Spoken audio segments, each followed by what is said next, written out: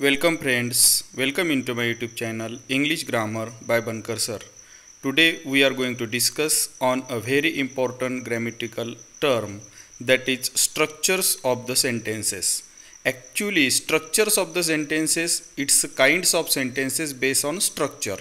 म्हणजे स्ट्रक्चर वरती आधारित आपल्याला काइंड्स ऑफ सेंटेन्सेस आज आपण बघायचे आहेत. तसे फंक्शनली आपण अगोदर बघितलेले आहेत.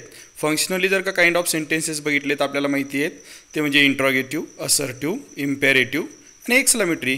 पण स्ट्रक्चरवरती आधारित जे काही काइंड ऑफ सेंटेन्सेस आहेत ते आज आपण बघणार आहोत. They are simple, complex and compound sentences. Then let's start. करूयात आपण आजचा व्हिडिओ सुरू. तर according to the structure of the sentence there are 3 kinds of sentences. 3 प्रकार पडतात सेंटेन्सेसचे स्ट्रक्चरनुसार जर आपण विचार केला तर. ते कोणते आहेत? पहिला आहे सिंपल, दुसरा आहे कंपाऊंड आणि तिसरा आहे कॉम्प्लेक्स. आहे का नाही? त्यानंतर आपण अगोदरच पाहिलेलं आहे फंक्शनली आपले 4 प्रकार पडतात. ते आपण मागच्या एका व्हिडिओमध्ये बघितले आहेत, त्यामुळे ते काही आपण इथे डिस्कस करणार नाही.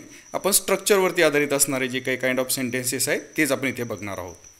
मग हे जे काही सिंपल, कॉम्प्लेक्स आणि कंपाऊंड सेंटेन्स आहेत हे ओळखण्यासाठी so many students find it difficult to identify if it is a simple sentence or compound sentence or complex sentence. का हे काय आहेत, कशा पद्धतीनं ते ओळखायचे, या व्हिडिओमध्ये आपण ते बघणार आहोत. सगळ्यात पहिले बघूयात मग सिंपल सेंटेन्स. सिंपल सेंटेन्स कसं ओळखायचं, how to identify the simple sentence. अगदी सोपं आहे. सिंपल आहे म्हणजे साधंच आहे.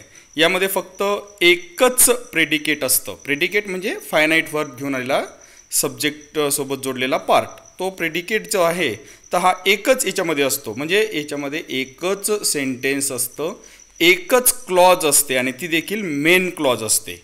म्हणजे एकच मेन क्लॉज असलेलं आणि एकच एक क्लॉज असलेलं सेंटेन्स म्हणजे सिंपल सेंटेन्स. हे या ठिकाणी महत्त्वाचं लक्षात ठेवायचे. क्लॉजेस आपण अगोदर शिकलो आहे. 2 प्रकार क्लॉजेसचे पाहिले आपण, मेन क्लॉज आणि सबऑर्डिनेट क्लॉज. ज्याला आपण काय म्हणतो तर इंडिपेंडंट क्लॉज आणि डिपेंडंट क्लॉज. मेन क्लॉज म्हणजे इंडिपेंडंट क्लॉज.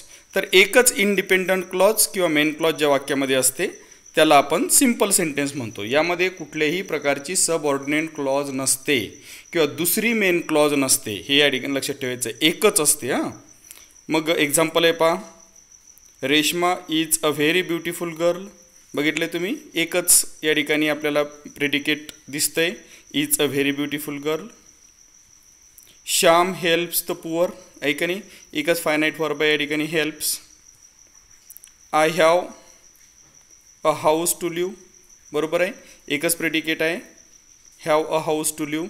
इथं टू लिव्ह हे इन्फिनेटिव्ह आहे, हां, फायनाईट वर्ब नाही. They are working in the farm. Are working आलेलं आहे इथे.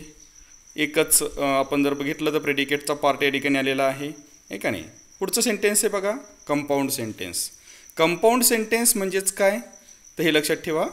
कंपाऊंड सेंटेन्समध्ये 2 किंवा 2पेक्षा जास्त मेन क्लॉजेस असतात. A sentence having 2 or more than 2 main clauses connected with the coordinating conjunctions like and, but, or, so, nor, for, it is called compound sentence. म्हणजे 2 अटी आहेत तिथं.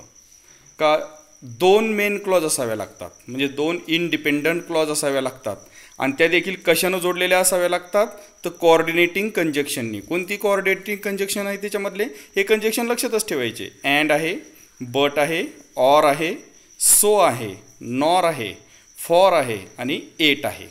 म्हणजे या कोऑर्डिनेटिंग कंजक्शनपैकी एकाने जर 2 मेन क्लॉज जोडलेल्या असतील तर त्याला आपण कंपाऊंड सेंटेन्स म्हणतो. हे लक्षातच ठेवायचे. कोणती आहेत बघा, परत सांगतो. And, but, so, nor, or, for, yet. आहे की नाही. किती आहेत एकूण हे तर बघा त्या ठिकाणी एकूण 7 आहेत. ते 7 कोऑर्डिनेटिंग कंजक्शन्स तुम्ही लक्षात ठेवले आणि त्यांनी जोडलेल्या 2 मेन क्लॉज जर तुम्हाला दिसल्या किंवा इंडिपेंडंट क्लॉज जर तुम्हाला दिसल्या 100% that is compound sentence. Example पाहूयात आपण त्याचं. Sachin is my friend and he is very clever. बघा, अँडनं 2 क्लॉजेस या ठिकाणी जोडलेत की नाही. सचिन इज माय फ्रेंड ही पहिली क्लॉज आहे मेन आणि दुसरी आहे ही इज व्हेरी क्लेवर. कशानं जोडली आहे? अँडनं. कंपाऊंड सेंटेन्स आहे. ओके, यामध्ये बघा बरं कशानं जोडल्यात 2 मेन क्लॉजेस. अगदी बरोबर आहे, बटनी जोडल्यात. पहिली मेन क्लॉज आहे मीना इज व्हेरी रिच, आणि दुसरी मेन क्लॉज आहे सी नेवर हेल्प्स पुअर. कशाने जोडली आहे? बटने. Compound sentence. अगदी बरोबर आहे. पुढचं सेंटेन्स आहे you must study well or you will fail in the exam.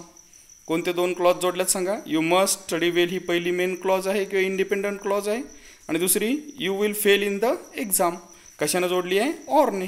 याला काय म्हणतात मग? Compound sentence. तर लक्षात आलं असेल कंपाऊंड सेंटेन्स तुम्हाला. कंपाऊंड सेंटेन्समध्ये 7 कोऑर्डिनेटिंग कंजक्शन लक्षात ठेवायचे ती. बरोबर आहे ना? चला तर पुढचं आहे बघा कॉम्प्लेक्स सेंटेन्स. कॉम्प्लेक्स सेंटेन्समध्ये सुद्धा 2पेक्षा जास्त क्लॉज असतात. फक्त इथे एकच मेन क्लॉज किंवा इंडिपेंडंट क्लॉज असते. हे लक्षात ठेवायचं. एकच मेन क्लॉज किंवा इंडिपेंडंट क्लॉज आणि त्याच्यासोबत एक किंवा एकापेक्षा जास्त सबऑर्डिनेट क्लॉजेस असतात. हे या ठिकाणी लक्षात ठेवायचं. त्याला आपण कॉम्प्लेक्स सेंटेन्स म्हणतो. If there is one main clause and one or more subordinate clauses in a sentence it is called complex sentence. फरक समजला ना तुम्हाला कंपाऊंड आणि कॉम्प्लेक्स मधला? कंपाऊंडमध्ये दोन्ही पण मेन क्लॉजेस असतात आणि कॉम्प्लेक्समध्ये काय असतं? एकच मेन क्लॉज आणि एक किंवा एकापेक्षा जास्त सबऑर्डिनेट क्लॉज त्याला जोडलेले असतात. हे लक्षात ठेवायचं आहे. या ठिकाणी ज्या सबऑर्डिनेट क्लॉज असतात ना, तर या सबऑर्डिनेट क्लॉज ह्या सबऑर्डिनेट कंजक्शन्सनी जोडलेले असतात. हे सबऑर्डिनेट कंजक्शन्स कोणत्या प्रकारची आहेत? तर ती आहेत हू, विच, हुम, व्हेन, आहे का नाही, दो, अल्दो, इफ यासारखी ती आहेत. तर बघूयात आपण या ठिकाणी एकच मेन क्लॉज आणि एक किंवा एकापेक्षा जास्त सबऑर्डिनेट क्लॉज कशा आहेत या वाक्यामध्ये बघा. तर Rahul who is a clever boy is my friend. काय केलेले आहे? सबऑर्डिनेट क्लॉज कशाने जोडली आहे पहा? तो who is a clever boy, who न जोडलेली सबऑर्डिनेट क्लॉज आहे. Complex sentence. पुढचं सेंटेन्स आहे when I start walking it is very late. यामध्ये कोणती कोणती सबऑर्डिनेट क्लॉज आहे सांगा बरं? अगदी बरोबर ओळखलं. व्हेन आय स्टार्ट वॉकिंग क्लॉजेसमध्ये आपण शिकलोयच आहे. हे कॉम्प्लेक्स सेंटेन्स आहे. पुढचं आहे बघा या ठिकाणी if you eat too much you feel ill. मग आता यामध्ये कोणती सबऑर्डिनेट क्लॉज आली सांगा? बरोबर आहे if you eat too much. म्हणजे या ठिकाणी कॉम्प्लेक्स सेंटेन्स आहे. एक मेन क्लॉज आणि एक सबऑर्डिनेट क्लॉज त्यामध्ये आहे. तर शब्द लक्षात ठेवायचे त्यातले सबऑर्डिनेट कंजक्शन्स कोणते आहेत? सबऑर्डिनेटिंग कंजक्शन्स तर ते आहेत बघा who, what, that, which, if, why, where, though, unless, although, आहे का नाही, as soon as, after, before. हे सगळे या ठिकाणी काय आहेत? तर सबऑर्डिनेटिंग कंजक्शन्स असतात. यांनी जर का जोडलेली सबऑर्डिनेट क्लॉज मेन क्लॉजला जोडून जर आली तर त्याला आपण काय म्हणायचं आहे? कॉम्प्लेक्स सेंटेन्स म्हणायचे. आता काही जण याच्या पुढचाही एक प्रकार पाडतात, तो म्हणजे कॉम्प्लेक्स कंपाऊंड सेंटेन्स. मग कॉम्प्लेक्स कंपाऊंड सेंटेन्समध्ये काय असतात? तर 2 मेन क्लॉज असतात आणि एक सबऑर्डिनेट क्लॉज त्या ठिकाणी जोडलेली असते. तो काही प्रकार आपण या ठिकाणी पाहणार नाही आहोत कारण तो खूप सिनियर पार्ट आहे. आपल्याला जे 3 महत्त्वाचे सेंटेन्सेस या ठिकाणी पाहायचे होते, सिम्पल, कॉम्प्लेक्स, कंपाऊंड. सिम्पल एकच क्लॉज असते, ती पण मेनच असते. कंपाऊंड सेंटेन्स 2 मेन क्लॉजेस असतात आणि ते जोडलेले असतात and, but, or, yet, so, for, आहे का नाही, या शब्दांनी आणि नॉर या शब्दांनी, या कोऑर्डिनेटिंग कंजक्शन्सनी. आणि कॉम्प्लेक्स सेंटेन्समध्ये एक मेन क्लॉज आणि एकापेक्षा जास्त सबऑर्डिनेट क्लॉजेस कशाने जोडलेले असतात? सबऑर्डिनेटिंग कंजक्शन्सनी. जसं who, when, what, that, which, if, why, where, though, although, unless, आहे का नाही, यासारख्या सबऑर्डिनेटिंग कंजक्शन्सनी त्या जोडलेल्या असतात. तर तुम्हाला या ठिकाणी कॉम्प्लेक्स, कंपाऊंड आणि सिम्पल हे 3ही सेंटेन्सेस चांगल्या प्रकारे समजलेली असतील. पुढे काही वाक्य मी या ठिकाणी दिली आहेत पहा. ओळखा बरं त्यांचा प्रकार कोणता आहे? तर पहिलंच आहे the poet is very talented. एकच आहे या ठिकाणी क्लॉज, आहे का नाही, म्हणजे कोणतं? सिम्पल. अगदी बरोबर आहे. दुसरं if you study hard you will pass the exam. बघा बरं, अगदी बरोबर आहे. इफनं या ठिकाणी सबऑर्डिनेट क्लॉज जोडलेली आहे या ठिकाणी मेन क्लॉजला, म्हणजेच कॉम्प्लेक्स सेंटेन्स. अगदी बरोबर आहे. पुढचं ओळखा बरं Rupali is my friend but she is very dull. काय कशानं जोडलेलं आहे सांगा? अगदी बरोबर आहे. बटनं 2 मेन क्लॉज जोडल्यात, मग कोणतं असेल हे? अगदी बरोबर आहे, कंपाऊंड सेंटेन्स आहे. The tiger is very dangerous animal. काय आहे? हो, एकच आहे त्याच्यामध्ये मेन क्लॉज फक्त. सबऑर्डिनेट क्लॉज आली आहे का? नाही. दुसरी मेन क्लॉज आली आहे का? नाही. म्हणजे कोणतं आहे मग? सिम्पल. अगदी बरोबर आहे, simple sentence. When you reached I would be there.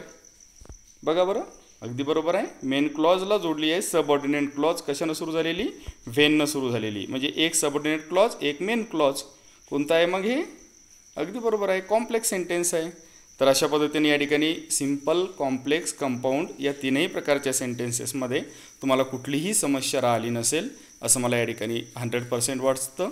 जर तुम्हाला माझा हा व्हिडिओ आवडला असल्यास त्याला लाईक करा, शेअर करा आणि सबस्क्राईब करा. 12th स्टँडर्डच्या खास करून विद्यार्थ्यांना हा क्वेश्चन एक्झाममध्ये विचारला जातो. 9th आणि 10th स्टँडर्डच्या विद्यार्थ्यांनासुद्धा काही वेळेला हा क्वेश्चन विचारला गेलेला आहे.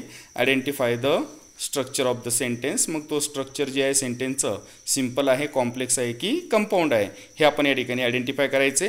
आणि विशेष करून यावरती आधारित असणारा क्वेश्चन कोणता असतो? तर ट्रान्सफॉर्मेशन ऑफ द सेंटेन्स. म्हणजे सिम्पल टू कंपाऊंड किंवा कंपाऊंड टू कॉम्प्लेक्स किंवा कॉम्प्लेक्स टू सिम्पल. तो भाग आपण पुढच्या व्हिडिओमध्ये त्या ठिकाणी पाहणार आहोत. तर माझ्या या चॅनलला सबस्क्राईब करायला विसरू नका. Stay home, stay safe. Thank you. Thanks a lot.